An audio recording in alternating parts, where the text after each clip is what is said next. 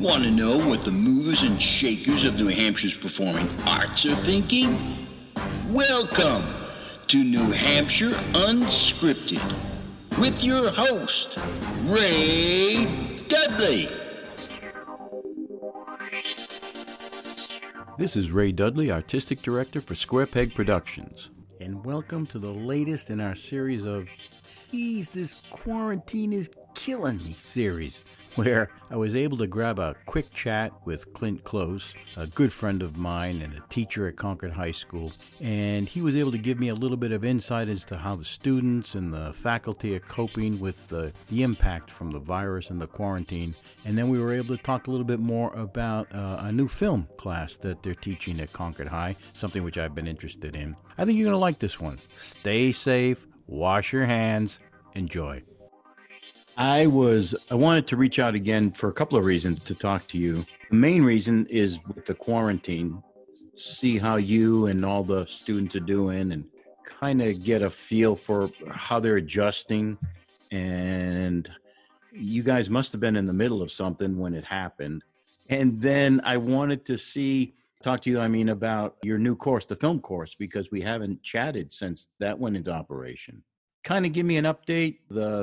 The decree came down, the country's in lockdown. What happens at Concord High? Yeah, this has many layers and it has many different types of responses because, it impacts each person. While it all impacts us the same, it impacts each person differently. And so I've tried to make sure that students know that I'm here and that I'm just an email or a Zoom conference away from kind of what's ailing them. And so from a teacher's perspective, fortunately, the tech element for me personally was easy and was fine, but that may not be the case for every single teacher. We as a CRTC have already, we've been using Google Classroom, which is the newest thing for education. And it is something that is very easy to use. Once you get the hang of it, it's pretty straightforward, just like anything.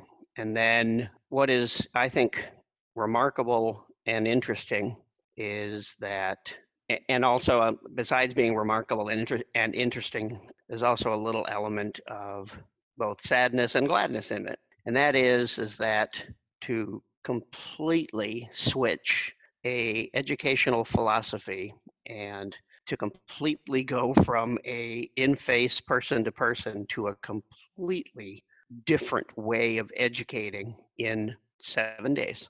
It's both remarkable and sad at the same time because you stop, and I think sometimes that, you stop and think about it, and I'm speaking on behalf of all of my educator friends, is that it's very, I'm glad I'm in this profession that has the ability and the people who I'm surrounded with to be able to go out and make this kind of a shift and kind of a change. And if you stop and think about it, we really didn't have any other choice or any other option.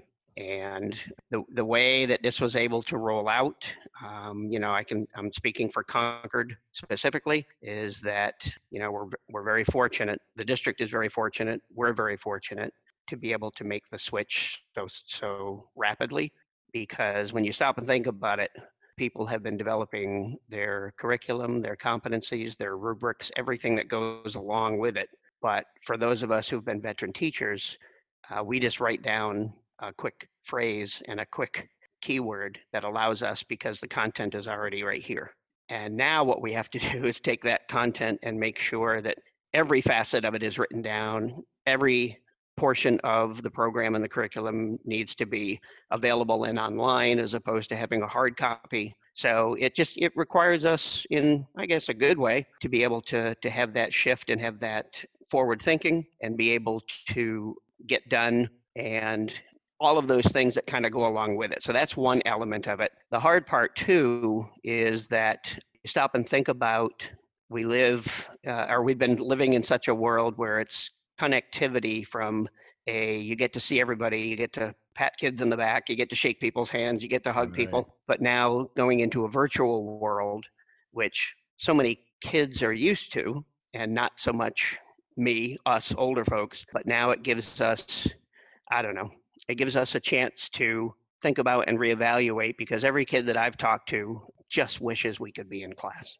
And it just kind of reminds us that in this world of lack of connectivity for human to human contact, that it is something that we're sorely missing right now at this point in time in life. But listen, when you stop and listen to all of our physicians, medical, and people who know what they are talking about when it comes to this, you absolutely understand the justification behind it, even though it's hard for people. Yeah. So all you beachgoers, all you other people that are out still socializing, there's a reason why we're going to be in a nationwide lockdown. It's that if you want to stop the transmission of this virus, you need to be away from people. So we understand that end of it. And I want to give a kudos to all of not just the administrators and teachers and staff members and secretaries and administrative assistants, everybody, in the Concord School District. Again, we're very, very fortunate that we have just wonderful and professional people who not only know their job, but they're willing to step in and help out with any job to get what needs to be done for the students that we all try and serve, and the students that we all try and inspire. And this is another chance to be, again, a role model when the tough gets going, or the going gets tough, the tough get going. And it's time to, all right, let's do this. We all got this. And, I've been fortunate. Every one of my students have at least checked in online with me. And as far as letting me know that they're ready to roll this week. And then through Zoom, the software that we're using right now, they also are going to be checking in with me live this coming Wednesday, Thursday, and Friday, because I have a 20-minute meeting with each student so that we can talk about where we've been, where we are, and of course what we're going to be doing in the next quarter, no matter what, the online, virtual, or finally if we get to go back to school and be with each other. Either way, it's going to be whatever's going to be the best way to make sure we get the best out of our students and get the best out of each other. I have so many thoughts here. I don't even know where to begin. I know nationwide this is brutal, but this is like trying to turn the Titanic once you've seen the iceberg, right? I mean, I cannot imagine what it's like. One day you're in a solid facility and you're able to reach out to other teachers and talk about things. Almost the very next day, everybody's having to do it online. So first you've got to reach out to other teachers, other administrators, other faculty, one-on-one through Zoom or whatever. Yep. The next day, at some point, you got to start reaching out to students or families to do the same thing and try to keep all of that integrated and flowing smoothly. My hat's off to you folks, really. I don't know how you can do it. Well, what I try to do is I give a daily lesson plan to all the kids, and my expectations are that they work between 60 and 90 minutes daily, because that we meet for 90 minutes a day anyway. And so my plan was to try and keep it as normal as possible. So I did like a video greeting each day with my face and my voice and my body language, so that jammies. Kids, well, not quite like that, but I did it at school so that they had someplace familiar to kind of immediately refer back to. Oh, nice. And then each day is filled with a little bit of humor. So for my acting classes, we start each day in our regular class with theater games. So the theater games, thanks to Whose Line Is It Anyway, will now kind of begin each class with our kids to be able to watch something, laugh, because we did a lot of laughing together as a group. And so I tried to keep the greeting and the theater games as much to normal as possible. And right before this all broke out, there were some projects that were coming up on the horizon anyway. So there's nothing right now in this first week that I'm introducing that is so gosh darn new that kids are sitting there going. So at least everything on this first week, the kids that have chimed in to the meeting so far have been saying, nope, I've got no questions. Everything is pretty self-explanatory. I know exactly what I'm supposed to do. And I have kids checking in and checking out daily, so I know kind of the amount of time that each person is spending on the work that I've assigned them. And then next, again, this Wednesday, Thursday, and Friday, I have a 20-minute meeting with each student to go over their progress. And then next week, we're going to Zoom in together as an entire class, because we're getting ready for something that's going to be happening next Monday, where students during their work, next Monday was supposed to be a monologue Monday, where kids were working on and memorizing a monologue.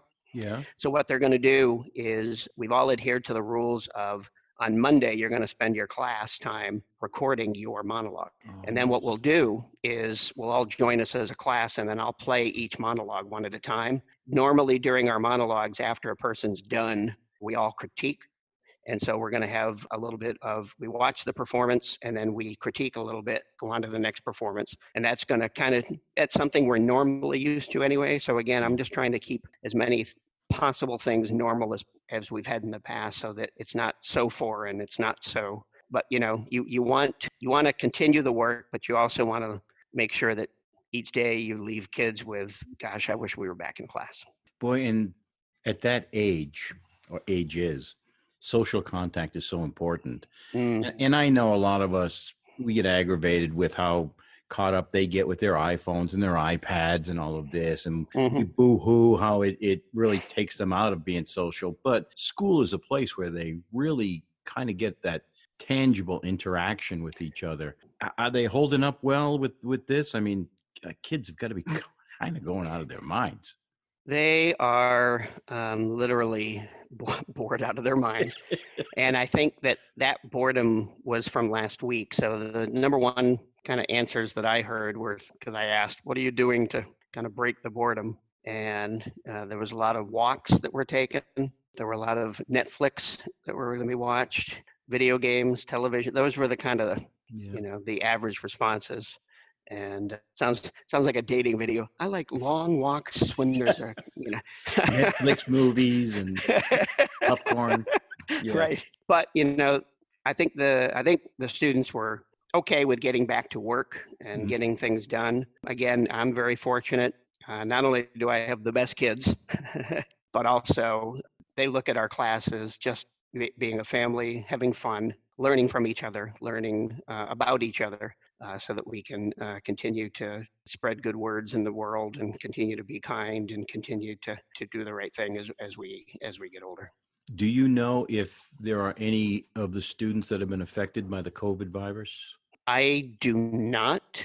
And people who've checked in with me, nobody has shared anything with me, which, they don't have to. But I've also not heard anybody coughing and sneezing and, and everything else that kind of goes under the sun. Not to mention the other fact of, we keep talking about us as teachers and us as students, and that's the family. To talk just for a moment about the family piece of it, because, I have my own family. And so just the mere fact of getting up at, 6:30 in the morning to go find toilet paper in Concord, and those let alone everything else for, it just is a crazy time period that we're in and situation that we're in. But again, you have to take every precaution. So the other day I was visiting or dropping something off at my mom's, and we waved through the window because she's 95, and you want to make sure that she's around for another 10 years or more. And so just taking those precautions, taking care of what you need as your family. My kids are a little bit older, but there's still things. My youngest is a college student, and so we had to move her out of her dorm yesterday to bring her back home. How was that possible? That had to be crazy. Yeah, it was. It just, you have to stop and think about teachers as teachers, but also teachers as family members as well. Yeah. And that my colleagues are making sure, and that's really the real balance, because all of our teachers are asked to keep office hours every day. So I have a time between 10 and 11 and 1 and 2 that students can Zoom in with me. No appointment necessary. If you have any questions, you just want to say hi, whatever it is, feel free to do that. Me as the adult trying to make it as calm and as normal, and even though it's an unnormal situation, it's trying to keep face and a sound of a voice that keeps reassuring people that we can get through this, that this too shall pass, and it's something we're always going to remember. But again, you want to have those memories of, you not only did what you needed to do, but you want to have the memories that you took responsibility, your social responsibility, so that the memories are nothing horrible and sad. Nature has a way of disrupting our habits. We are such creatures of habits, and disruption can be good. And it's going to be very interesting to see what comes out of this. I mean, even the simple things like they went for walks. or they're Yeah. reading more, or interacting with their families more. This can be a very good thing. As horrible as it is, it can Yeah. be a very good thing. So it's going to be very interesting to see where this all shakes out and what ends up happening. So let's chat about your film class. Yeah. What's it called? Do you have some nice toys y'all are playing with, and what kind of classes are coming out of it? So our program is now called Theater and Film, and I teach 2 acting classes, and I teach a production and design class or a tech class, and both classes have a film element to them. There are some elements they use that are exactly the same, and there are some that are a little bit different. So both classes have learned the what we call the tech competency, which means they know what cameras, tripods, SD cards, proximity lights, batteries, all of that stuff, wireless mics. They know what all that gear is, how to set it up, how to use it, how to test it, how to run it. All part of what we call the pre-production and production process. And then we have the post-production process, which is how to use Adobe Premiere, which is the editing software. And so both classes have learned that, and it's to the point now where I can assign a project and not really have to say much other than here's the project. Kids know the gear they need, they know exactly what they need to do. They go out, film it, come back, edit it, put it together, boom, done. And then as far as kind of the differences between them, the actors really have concentrated most recently on what's called a sizzle reel. And that sizzle reel is a self-promotion highlight reel on what their skills are and the things that they've accomplished. But they're able to include the content. Like for instance, if we have a lot of triple threats in our program, and so they'll include clips of scenes of shows they've done, dance competitions, acting classes, singing lesson, whatever it is, they'll include that in it. Whereas our tech class for their sizzle reel, they'll kind of highlight the skills that they have, like I really enjoy doing lighting, can program lights on such and such a board, or I really enjoy doing sound, have used these boards, can clean source 4 fixtures, can bench focus, can build a 4x8 flat, can do all of these things. And then the kind of the way they use that is when they're ready to go to college, this becomes their video portfolio. Oh, that's a great idea.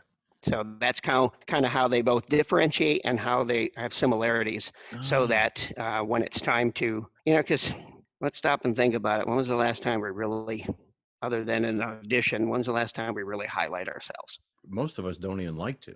Right? And so this is a way for you to it's not bragging, but it's how do you get your skills to be at the forefront, so that people who are looking for people like you, they can easily look at your sizzle reel and be able to say, I want to hire this person, or I want to work with this person. So what do you have for equipment? Do you have stuff in the classroom, or are you going down to the studio? Yeah, we mainly have stuff in our classroom. We have editing stations in our classroom, all with Adobe Premiere. We have some really nice Sony PXW X70 high-end cameras, which in the are classroom?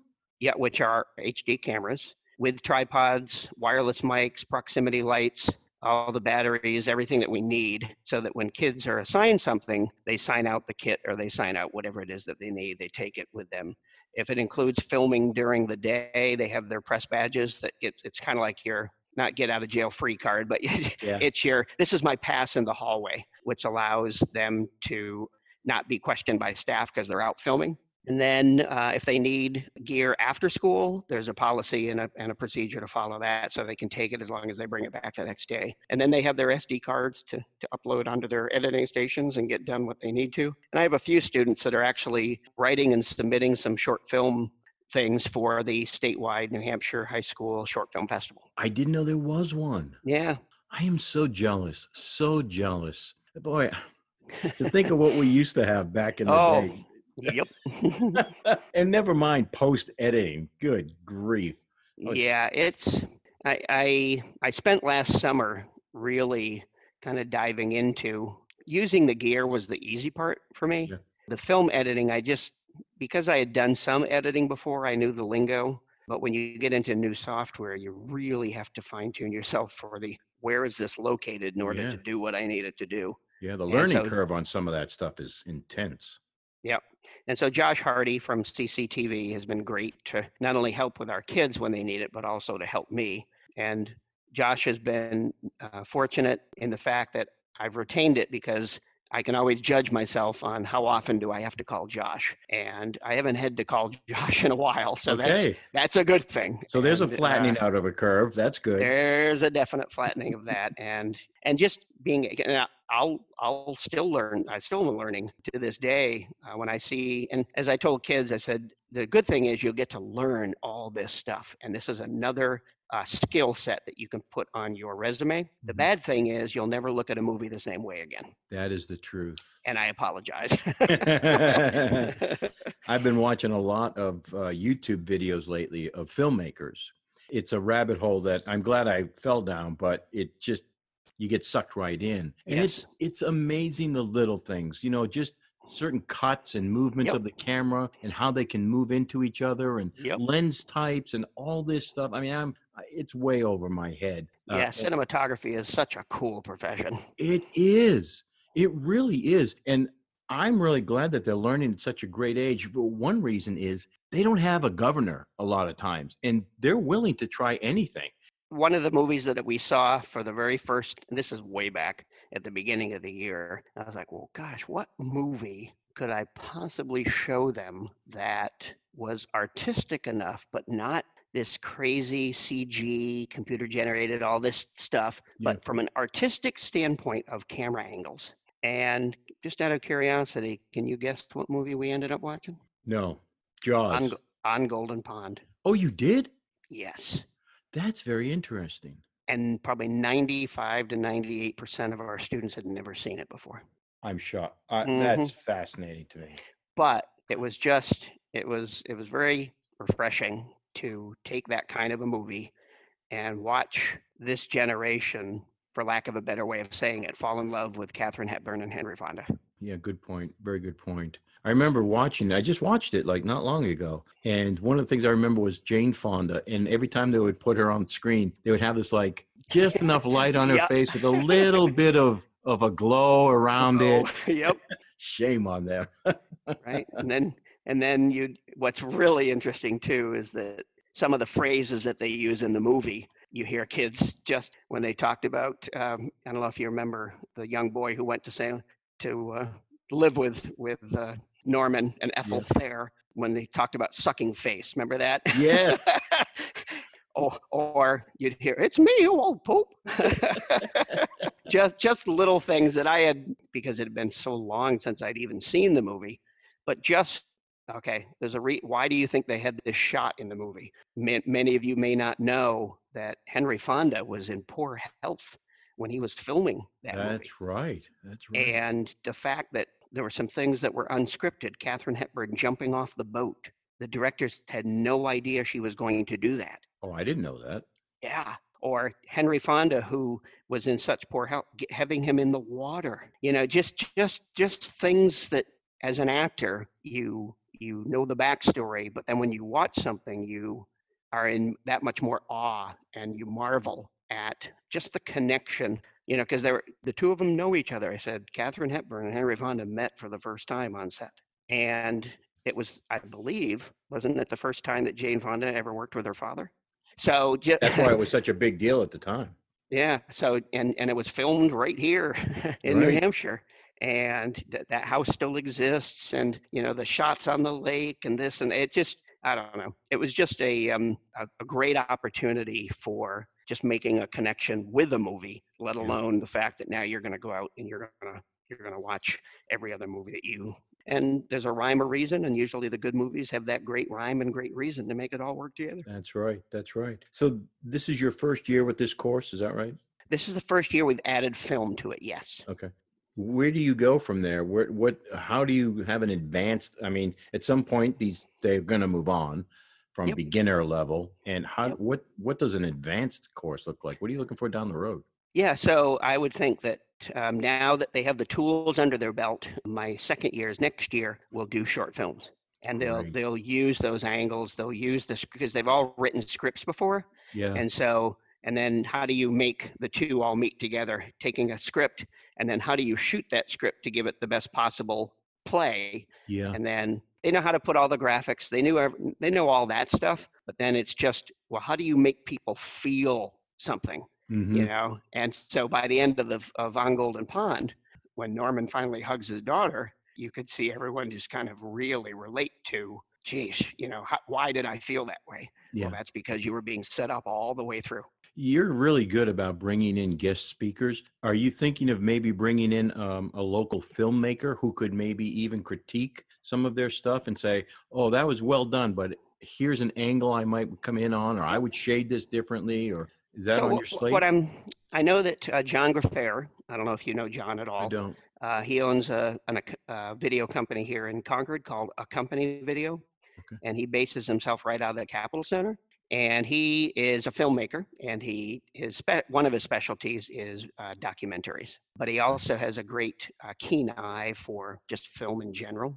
And so one of the things I was going to plan to do next year is have him come in as a guest speaker. But then also at the end of the year, we have our own short film festival and have John and a couple other filmmakers. Maybe you could come down and be one of the judges that kind of gives out awards to people. Boy, and I hope they get chance. I don't know if it'll happen this year, but the New Hampshire Film Festival out there in Portsmouth would be a wonderful field trip. I mean, you see so many different types of films out there. Yeah, and there's also the Snob Festival that comes right up here to the That's right, Red River. Yeah, and if they could get to any of those, they can get to talk. The great thing about those is you get to talk with them. Yeah, you can ask questions and one-on-one some of these directors and actors and editors. Man, that is great. Yep. Okay, well, I think that was all I had. Well, I'll put in one other plug if that's okay, and that's Please kind do. of the other forgotten element is that we were right in the middle of rehearsing for Chicago. Oh, I knew I meant to ask you something. Yes, go ahead. And so the group, I feel for our entire group because, this was just going to be a great show and a great cast. And we're hoping we're still gonna do it. We're hoping that even if it has to move a little bit, because the group that you really reel for and feel for is your seniors. Mm-hmm. Because if you stop and think about if this continues on and we're unable to meet together, then you'd lose your senior year show, you'd lose your senior year prom. Yeah, those are some of my biggest memories.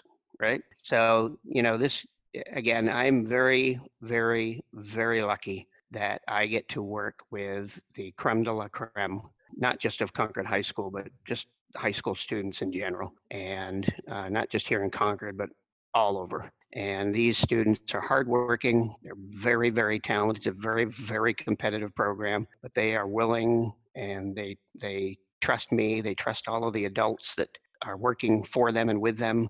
They trust each other. And that's why we're fortunate to have just a phenomenal program that continues to spun out just phenomenal shows that just make me as a director sit there and go, that was a high school show? You got to be kidding me. And these kids are hardworking. Their family support is just unequaled. And again, I'm just very, very lucky to be alive at a time and get to work with these kids. I'm with you there. What were the original dates for the play?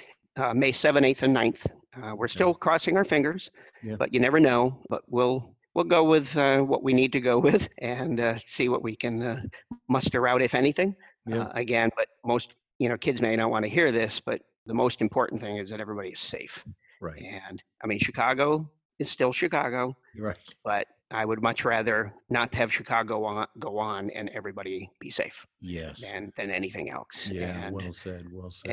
And so that's our kind of report on the CHS theater. Yeah, I appreciate it. I really do appreciate your time. I really do. You're a good friend. As you are. Thanks. All right. Well, if things change, I'll maybe reach out to you again and sounds great. Get an update. But I appreciate you giving me this much time. Anytime. All right, my friend. All right. Take care and stay safe. Yeah. You do. Wash your hands. And if you enjoy listening to our podcast, please feel free to share them and click a like somewhere wherever you're listening to it. I don't have a clue where that would be. And if you want to find out more about Square Peg Productions, you can find us on Facebook or at www.squarepegnh.com. And for God's sakes, wash your hands and stay safe.